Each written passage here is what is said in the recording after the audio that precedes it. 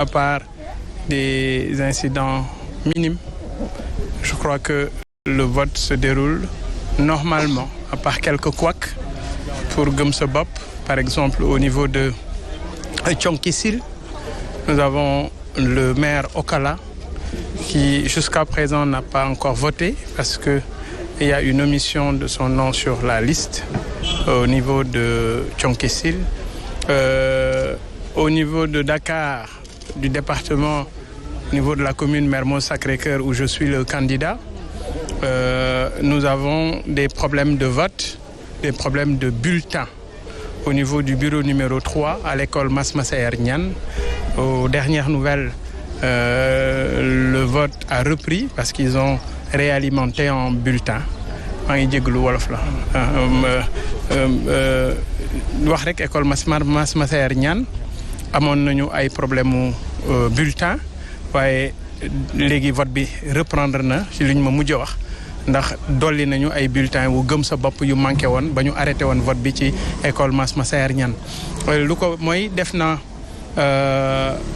5 centres de vote yi nekk ci commune bu Mermoz Sacré-Cœur yëpp alhamdulillah les choses se passent normalement seulement le taux de participation est très faible comme vous l'avez constaté mais mun nañu jàpp ne parce que naaj bi dafa tàng na lool mais du ñàkk comme fi mu nekk nii gars yi sekkeen yeeg njaween yi xewlu nañu ba noppi voilà xëy na nag dana nu génn dem voter ji parce que li am solo mooy dem defi sa devoir citoyen pour que ëllëg nga bañ a bokk ci ñi fëgg ci taabal di wax ne ils se sont fait avoir le devoir moo woo kenn ku nekk pour ñu dem voter ji bu fekkee ne dañu am yéene di wax suñu xalaat ci li ci kaw nañu comprendre ne ci li ci suuf d'abord la ñu war a impliqué wu et implication bi njëkk mu ngi tàmbalee ci dem voter ji alors ci dans l'ensemble li ma mën a wax rek mooy dal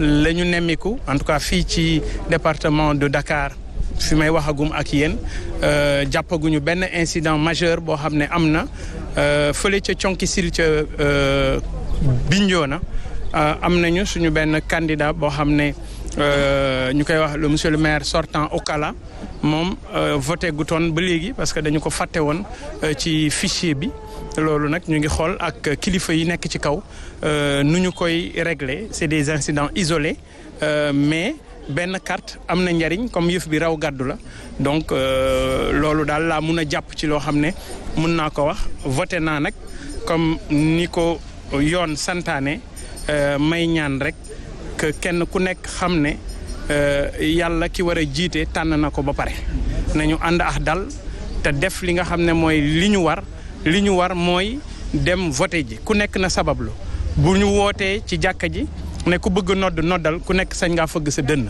waaye li ci des yàlla moom moo ko yor nañu xam ne yàlla mooy fal yàlla mooy tànn ki ko neex te ku jiitu ña ca des félicité ko te it jàppale ko ci sas ak liggéey bi nga xam ne am na ko yéene lii man mooy li ma jàpp mooy li may wax bépp candidat bu Gëm Sa Bopp sur près de 300 communes yoo xam ne ñu ngi fa maa ngi koy digal également suma nawle yi nga xam ne ñu ngi ci waa Benno Bokk Yaakaar di la mouvance présidentielle mais également toute l'opposition dans sa grande globalité parce que jàpp naa ne Sénégal ñun ñoo ko bokk te ay nit lu ñu bokk duñu ko yàq lu ñu bokk dañu koy sàmm te Sénégal suñu moomeel la jàpp leen ne moomuñu ko c'est pour nos enfants c'est pour nos petits-enfants on doit travailler pour suñu doom yi ak suñu jarbaat yi allahumma salli ala sayyidina Muhammad.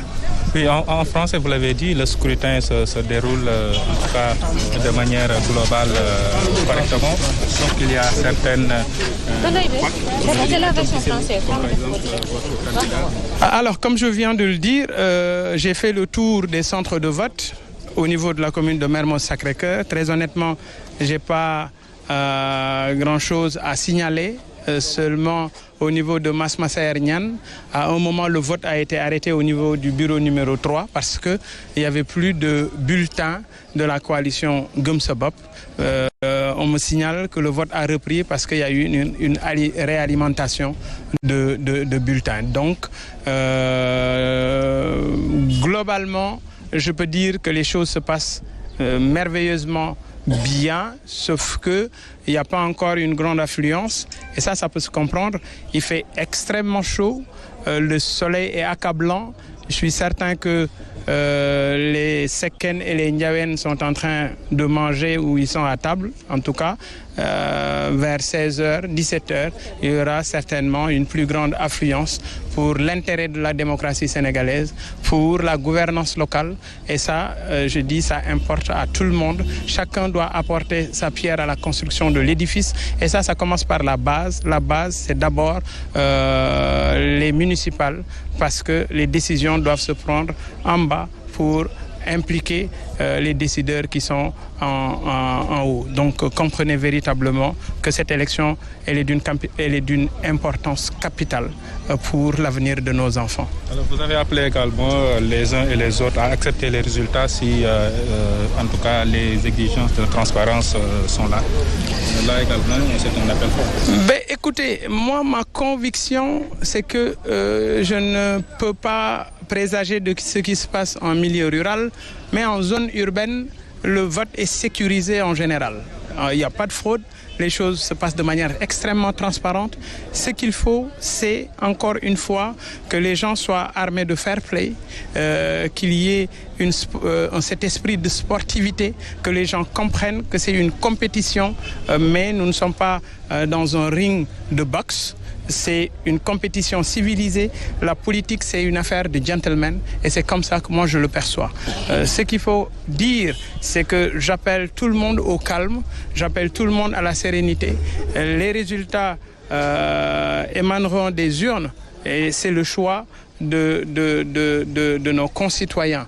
La démocratie, c'est également le fait d'accepter le choix de la majorité et que chacun le comprenne ainsi.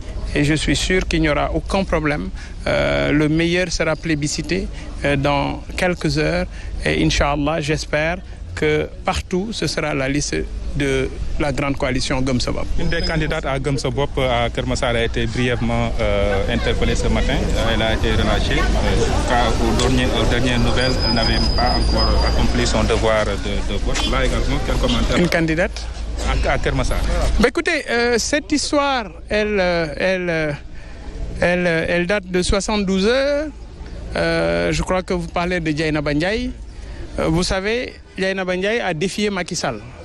Il a dit que le président Macky Sall va perdre le département de Keur Massar. Elle a quitté l'APR pour rejoindre les rangs de la grande coalition Gëm Sa Bopp. Elle est très bien implantée, elle a une base extrêmement forte et elle a fait une déclaration pour dire si l'APR dégage 2 milliards, elle dégagera 2 milliards pour faire face. Et aujourd'hui, elle est la personne à abattre à Keur Massar. Dans le département en général, c'est notre tête de liste proportionnelle pour Keur Massar Nord. Depuis 72 heures, elle est persécutée. Depuis 72 heures, la gendarmerie ne cesse de lui mettre la pression. Mais on comprend comment ça se passe. Mais ce qu'il faut retenir, c'est que nous sommes sereins. Notre victoire à Keur Massar ne fait l'ombre d'aucun doute. Nous allons battre toutes les coalitions à Keur Massar Nord. Nous allons remporter Jaxaay, nous allons remporter Keur Massar, nous allons remporter Malika. Nous allons remporter également Yeumbeul Nord. Peut-être pour les autres, on a moins d'espoir. C'est ma conviction, c'est ma naïveté politique. Mais ce qui est clair, c'est que nous allons jouer les grands rôles. Quand on m'a éjecté de la liste de la course de Dakar, j'ai été très clair. J'ai dit, j'ai perdu une bataille, mais j'ai pas perdu la guerre. Et Gëm Sa Bopp jouera les grands rôles, Inch'Allah, dans le département de Dakar. Et ça, il nous reste juste quelques heures pour avoir la confirmation. Je vous remercie. Voilà. kon yéen a ko déggandoo noonu Ndeye Dime yaa ko déggandoo noonu Bougane Gueye Dany kon ginnaaw bi mu defee acte citoyen daal dina yëkkati yenn kaddu gis nga ko moom nag nee na affiché na confiance ci yenn diwaan yu bari ci banlieue bu Dakar waaye également ci Ndakaaru laaj nañ ko également xeexew bi amoon tey ci suba fële ca Malika moom nag jàpp na ne ñetti fan a ngi nii nii Dieynaba Ndiaye ñu koy buntu xatal suñu ko mënee waxee noonu waaye nag loolee yëpp daal parce que dafa wan ginnaaw ñi nga xam ne ñoom ñoo nekk ci nguur gi ngir ñëw ci coalition Gëm sa bopp kon globalement nee na gisul incident bu mag a mag à part que bureau 3 bi nekkoon centre Mass Massayer Niane 1 dafa dem ba benn instant lii di bulletin yi jeex waaye nag indiwaat nañu ko waaye également jafe-jafe bi amoon fële ca Thionck-Essyl ak seen candidat bi nga xam ne dañ ko fàtte ci fichier bi kon daal lii lañ fi mën a jàppandeegum en attendant kon di defaat le tour ngir xool dernière heure vote bi nga xamante ne bi fii ak kon ay waxtu yu néew rek dinañ ko tëcc ci mboolem centre de vote yi nekk fii ci commune bu Mermoz Sacré-Cœur di leen delloo kàddu gi ba ci kanam.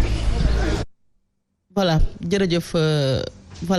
jërëjëf Nanko Bakayoko yow mi ñu toppaloon ay candidat parti politique bokk na ci le président de la grande coalition Gëm sa bopp Bougane Gueye Dany li muy joxe ci ay explication leer na nañu donte duñ si tax jaruñu si delluwaat xanaa rek dañu ñëwaat ci plateau bi Fabrice Ngema le président Bougane Gueye Dany qui vient d'accomplir son devoir civique il a appelé au calme et à la sérénité. Absolument, donc c'est important.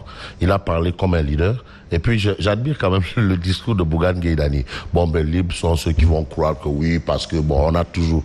Mais c'est un discours assez responsable. Alors lui, il est sûr de lui. C'est une chose quand on va en compétition. On ne va pas à une compétition quand on est sûr de la perdre. Ça n'a pas de sens. Et puis quand on s'engage en politique, c'est pour conquérir le pouvoir. C'est pas pour jouer les troubles faits ou bien organiser des séances de tadiobone. Donc en réalité, lui, il est dans son élément, il se bat et dans son discours, il vous dit en réalité que lui, c'est la guerre qui l'intéresse. Donc ça revient un peu à ce que je disais tantôt, à savoir nous sommes dans une compétition très sérieuse. Très sérieuse, ce sont les locales. Donc j'ai admiré quand même le fait d'appeler à la sérénité parce que c'est pour tout le monde. Attends, la mairie n'appartient pas à une famille ou à un parti. C'est la mairie de la localité. Donc il n'y a pas besoin de se crêper le chignon ou bien d'avoir des attitudes d'enfant d'écurie. Ça sert à rien. Donc il faut quand même saluer son courage, saluer sa détermination et voir quand même en lui quelqu'un qui sait ce qu'il veut et qui sait où il va. Et quelqu'un qui a clairement défini, clairement dit que lui, il va gagner toutes les localités de Dakar. Alors, donc il est libre de le dire et l'année. Il va gagner tout Dakar. Voilà. Gëm sa bopp qui prend son destin en main après avoir claqué la porte de Yewwi Askan Wi. Mais non, mais c'est faire preuve de courage. Mais c'est quoi? Personne n'est esclave de personne. Non, c'est normal. Il sait ce qu'il vaut. C'est un opérateur économique. C'est quelqu'un qui, quand même, quelque part, incarne le self-made man made in Galsen. Self-made man made in Galsen. Il y a beaucoup de gens qui se reconnaissent en Bougane Gueye Dany. Ceux qui ont quitté leur Baol profond, leur Diourbel, leur Bambey, et entre autres, qui se sont retrouvés à Dakar en train de jouer des grands rôles. Il y en a pas dans l'enseignement, un peu partout. Donc il faut comprendre que, il incarne ça, le self-made man made in Galsen. Parce que il y a le rêve américain, mais il y a aussi le rêve sénégalais. Hein. Ça existe. Attention. Donc, il faut comprendre que lui, il a son atout, il s'agrippe sur son atout et il fonce. C'est ça qu'on veut en politique. Alors, si en 74, si à un moment Wade n'avait pas décidé de s'affranchir du Parti socialiste en utilisant des subterfuges à la Ndiombor, parti de contribution, parce qu'il faut donner un semblant de démocratie pour ainsi dire que non, final, au président Senghor, pour qu'on le qualifie de... Il ne serait pas arrivé au pouvoir un jour. Donc il faut comprendre que c'est une bataille, il faut user de tact, mais c'est quand même une bataille. D'accord. Alors, Seigne Saliou, président Bougane Gueye Dany voté na ba pare li mu tënk yëpp ci discours bi mooy na lépp jàmm nekk ci jàmm nekk ci dal mu mel ni grande coalition Gëm sa bopp jël na destin en main wax na ko léegi que ni nanguluñu ko candidature am ci mairie bu Dakar teewul mi ngi continuer son bonhomme de chemin. Tout d'abord Dimet dama am benn lecture communicationnelle bu may def ci d'abord Bougane heure bi nga xam ne ci la ñëw voté si ak rang bi nga xam ne moom la dugg en plein soleil xam nga code électoral bi may na leen ñoom que bu ñu ñëwee en tant que candidat ñu dem dugg directement accomplir seen devoir citoyen ba pare génn loolu il a refusé il a dit que dafay dugg ci rang bi. Contrairement à beaucoup de leaders, il évolue dans l'après-midi, en plein soleil. Donc, mu ñëw encore dugg ci rang yi. Et généralement, loolu mën na créer benn sympathie même ci biir rang bi nga nekk mën nga ci am benn mën na changer mën nga ci décision électeur bu dend ak yow absolument gis muy daj nga daj ko oui souvent mën nga jàpp ne nit ki nga ñëw sax nga taxaw ci kanam loolu mën na nekk stratégie moom laa wax moo tax ma ne dafa am benn lecture boo xamante ni mooy benn une sorte de communication boo xam ne dafay am ci heure bi nga ñëw d'abord voté si ba pare accord nga ñëw ne da ngay rang te même ci biir rang boo taxawee ki nekk sa kanam di nga pare di nga waxtaan ak moom di nga ki nekk sa ginnaaw et cetera et là ça peut créer même mën nga ci am benn dividende politique bu doon 2 ou 3 yi ñoo xam ne sax naruñu la voté peut être loolu mën nga ko ci am ça c'est une stratégie maintenant son discours après avoir accompli son devoir de vote il appelle à la sérénité moi je vois en lui quelqu'un de très serein quelqu'un aussi qui inspire une certaine confiance sur d'abord les listes du moins fi nga xamante ne moom la présenté wu là où il a vraiment de l'espoir wax na ko surtout seen militante boobu nga xam moom lañu jàppoon bon am na foo xam aussi nee na peut-être amu fa espoir peut-être ne sa naïveté politique moo ko yóbbu ci loolu mais mën na fa am peut-être aussi le contraire de ce qu'il pense donc pour me dellusiwaat si li nga wax surtout que il a pris son destin politique en main c'est de bonne guerre parce que n'oubliez pas qu'il a été candidat à l'élection présidentielle de 2019 mais ñu recalé ko ci avec le système du parrainage. Tout à fait. Il revient encore à la charge. léegi bi mu demee aussi